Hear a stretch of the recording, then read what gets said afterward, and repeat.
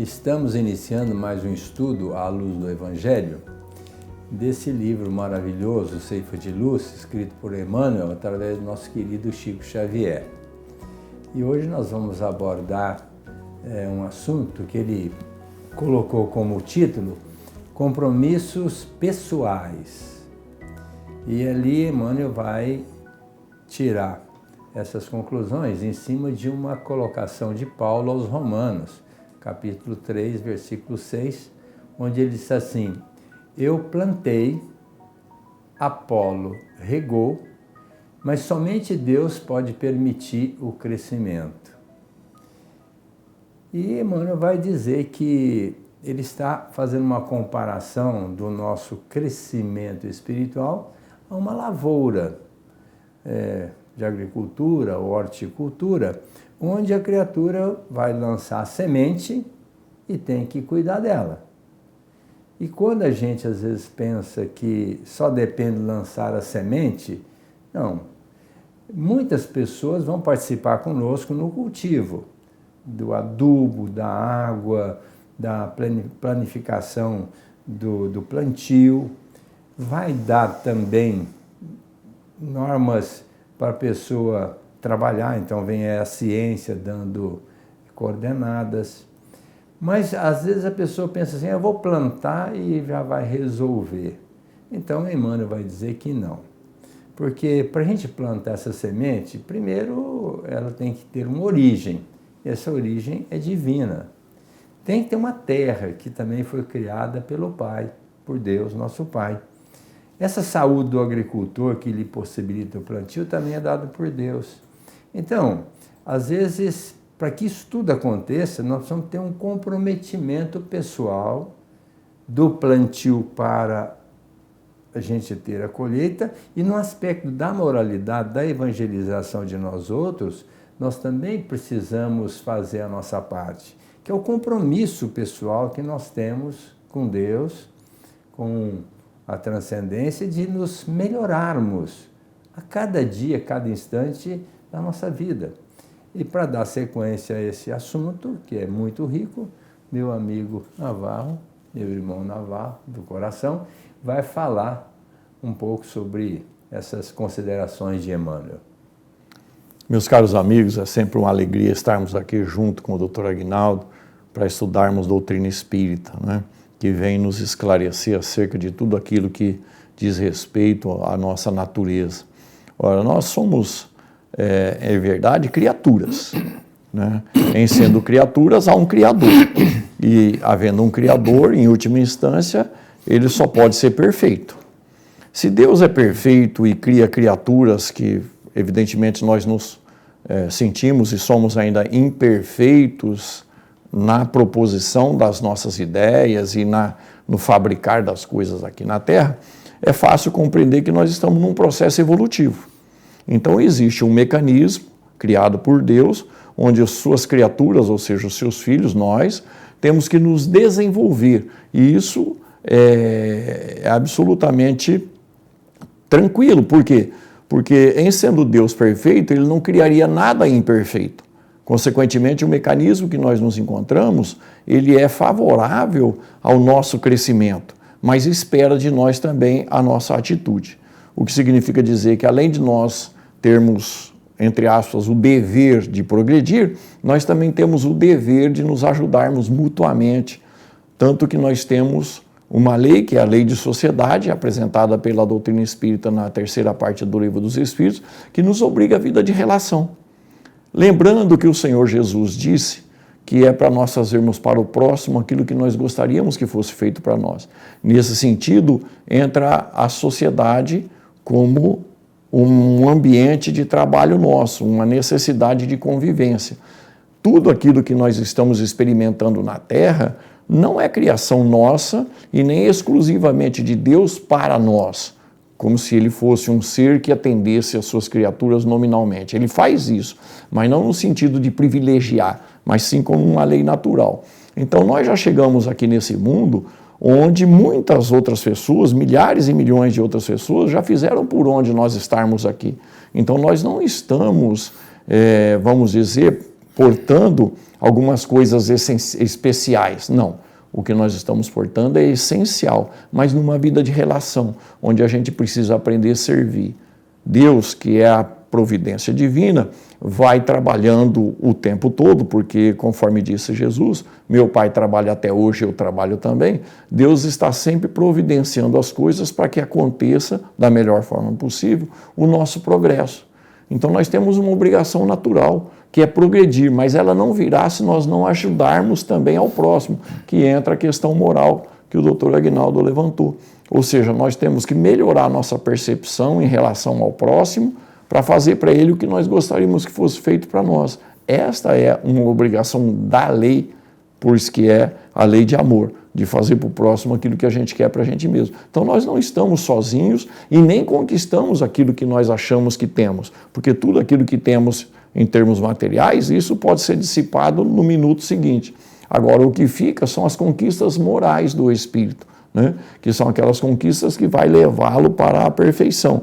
E entendamos que a perfeição possível à criatura vai ser revertida numa perspectiva de felicidade, que é o que nós tanto desejamos. Ora, não virá a felicidade, portanto, se nós não aprimorarmos o nosso senso, não aprimorarmos o nosso entendimento, não crescermos moralmente. Crescer moralmente significa, mais uma vez, voltar os nossos olhos para o próximo, respeitando ele naquilo que ele é. Dessa forma, a gente constrói em nós, a partir daquilo que já existe, que já existia antes de nós estarmos aqui, para atingirmos a perfeição que é dada para todos nós. Lembrando que um profeta bíblico, Ezequiel, disse assim: meu pai voltará a colocar a mão pela segunda vez. Eu entendo que ele não vai colocar a mão pela segunda vez, ele vai colocar a mão tantas vezes quantas necessárias forem, para nos levar à perfeição. Porque só existe um fanal para nós. Se Deus é perfeito, não poderia criar algo que não fosse talhado para a perfeição, senão ele não seria perfeito. Então, todos os elementos do universo, criação divina, todos eles caminham para a perfeição. Lógico que cada um a seu tempo, a sua hora, com a sua bagagem própria.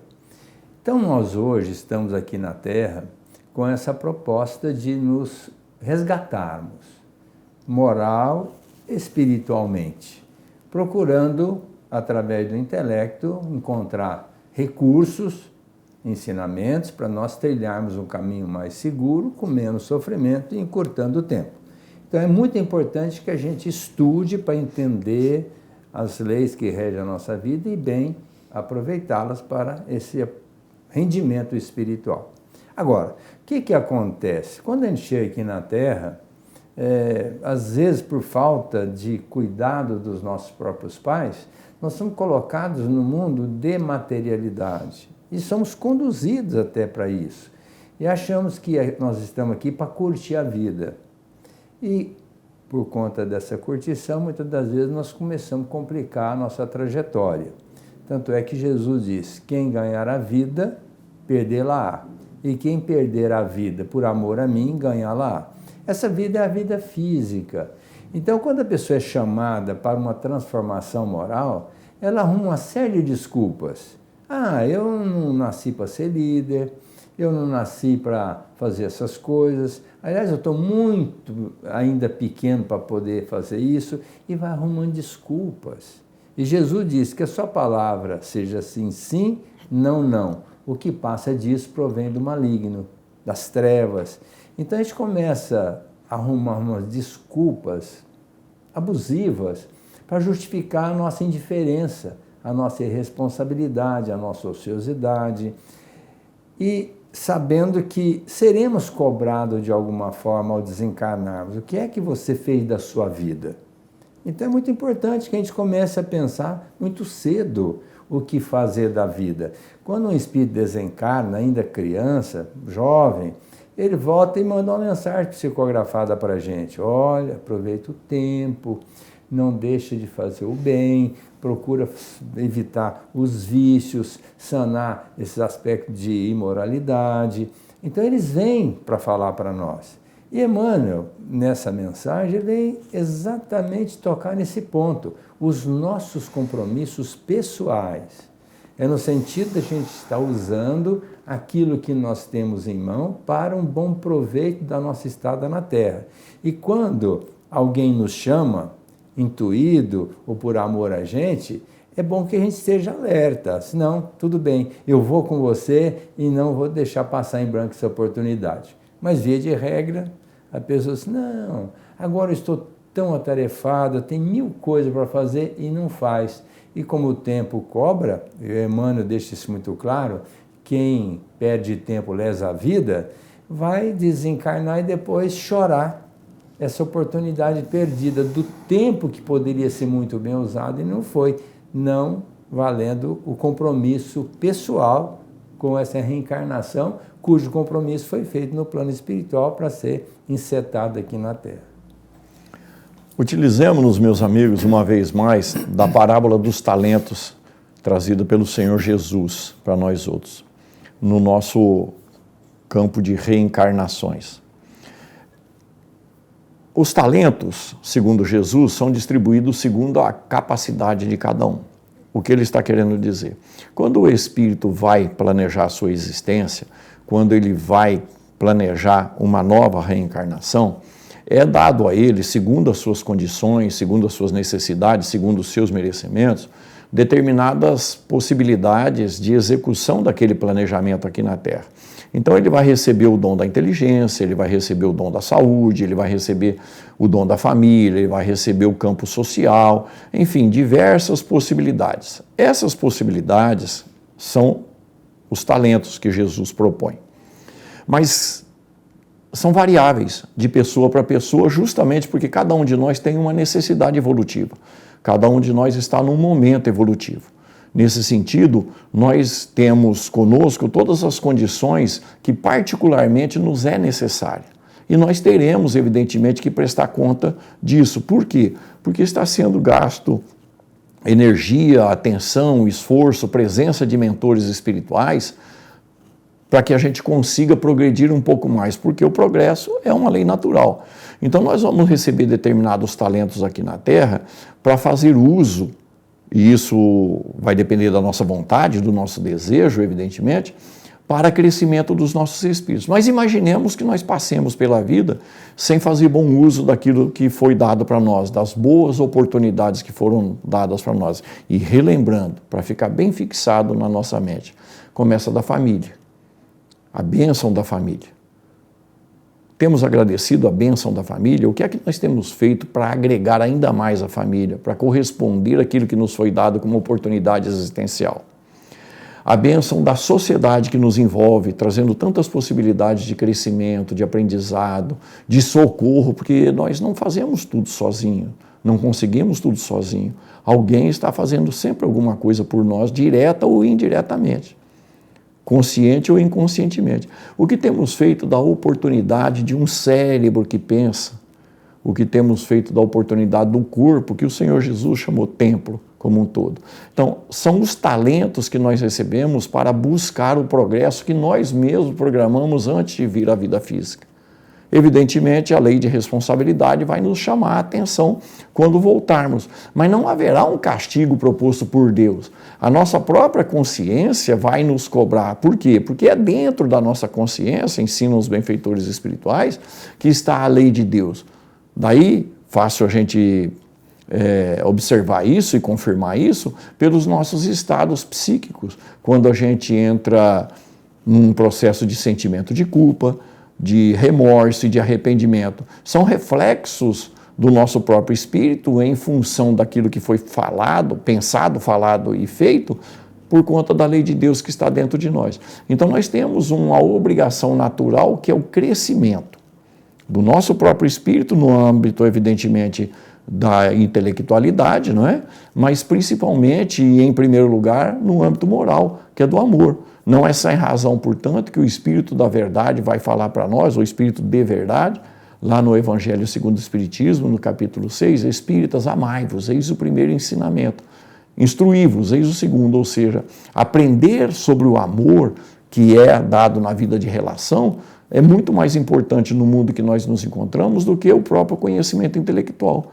Porque é só observarmos o mundo que nós nos encontramos, quanto conhecimento intelectual já adquirimos, que são utilizados para o mal, que são utilizados para causar dor, causar sofrimento, está aí as guerras que nós ainda experimentamos no nosso planeta. Então há uma necessidade de nós valorizarmos aquilo que nós temos nas mãos. E muitas vezes nós achamos que quem tem o que nós precisávamos é fulano ou cicrano. Ah, fulano tem, não faz, por que eu tenho que fazer? A cada um é dado segundo as suas obras, disse Jesus. A responsabilidade é pessoal e nós teremos que, numa próxima oportunidade, voltarmos para dar continuidade ao nosso progresso. E o Senhor Jesus deixa muito claro na parábola que todo talento mal utilizado será tirado na próxima existência, justamente para a gente valorizá-lo. E todo bem desenvolvido, ou todo talento bem desenvolvido, será acrescentado com novas oportunidades, com novas possibilidades, com novo incremento, porque a gente já faz uso daquilo que é posto em nossas mãos. Então nós temos por obrigação natural não só crescermos, mas também fazer crescer aqueles que estão conosco, porque outros estão fazendo isso com a gente, quer no mundo material, quer e muito mais no mundo espiritual. Um princípio no qual a doutrina espírita está alicerçada é a reencarnação. Seria eminentemente impossível explicar as prioridades divinas e as discrepâncias em nível social sem a reencarnação. A reencarnação é uma bênção em nossas vidas, que Deus, na sua infinita e restrita misericórdia, nos possibilita, para que nós possamos refazer os nossos caminhos, que é uma forma, entre aspas, de perdão. Deus não vai passar a mão na nossa cabeça e dizer, ó, você está perdoado, você fez uma série de absurdidades, eu perdoo, está tudo certo. Não. Deus não faria isso, porque se ele fizer isso, você tem que fazer com todo mundo, e ele não vai fazer. Então, qual que seria essa forma de perdão de Deus para com as nossas falhas? Olha, é muito simples. Meu filho, começa de novo. Repara essas absurdidades que você se permitiu. Construa um mundo melhor. Vou te dar uma nova oportunidade, com muito carinho, com muito amor, com muitos talentos. E dentre os talentos que o Navarro citou, o maior deles é a vida. Quer dizer, não adianta você querer ter todas as oportunidades sem a vida. Então, quando a gente nasce, a gente poderia dizer assim, é o maior tesouro que nós temos na nossa vida, o nascer. Então, melhor dizendo, o renascer, porque nós já estivemos na Terra muitas vezes, essa é mais uma como oportunidade. E diante do tema, que é compromisso pessoal, é um compromisso que nós temos muito grande com a vida. É viver intensamente, respeitando o nosso corpo, trabalhando para que ele viva com muita saúde, usando bem a nossa mente, porque às vezes uma mente doentia gera doença, acaba matando o nosso corpo muito antes da época aprazada para o nosso desencarne. Muitas pessoas não aceitando os reveses, porque a vida é de sofrimento. Se nós tivéssemos tudo assim, colorido, nós não aprenderíamos praticamente nada, porque já veio de mão beijada. Mas quando a gente tem a dificuldade, isso Jesus foi claro, ele disse, nesse mundo tereis aflições, mas tem de bom ânimo. Quando a gente tiver o ânimo para enfrentar, sabendo que tudo se resolve ao seu tempo, nós vamos valorizar a vida. É decepção? Não tem problema, eu vou construir um mundo melhor e isso vai mudar. Se é uma dificuldade, não, eu vou crescer, vou superar isso e vou ficar melhor ainda, vou ficar mais competente. Se tem um companheiro que é difícil, então eu vou tentar conviver com ele, fazer política da boa vizinhança. Se eu tenho um emprego, eu vou valorizar esse emprego sobremaneira, um trabalho, porque o trabalho é muito importante na nossa vida.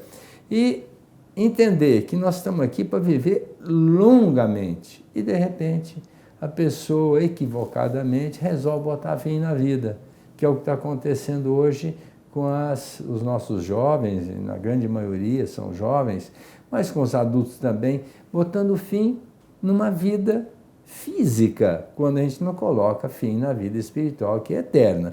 Então, quando nós estivermos enfrentando um desafio, não gosto da palavra problema, eu prefiro desafio. Quando nós estivermos enfrentando um desafio, vamos ficar firmes com a proposta de Jesus. Tem de bom ânimo. Vamos procurar ajuda? Lógico, tem muitas criaturas ao nosso lado que podem nos ajudar. E nos ajudam bastante. Que, aliás, deveríamos desenvolver por conta disso o sentimento da gratidão.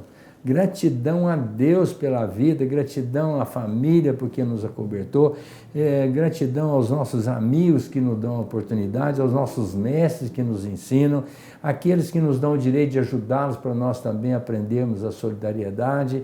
Mas o que nós não podemos deixar é de valorizar o compromisso pessoal que nós assumimos com Deus, de cada vez nos tornarmos melhores.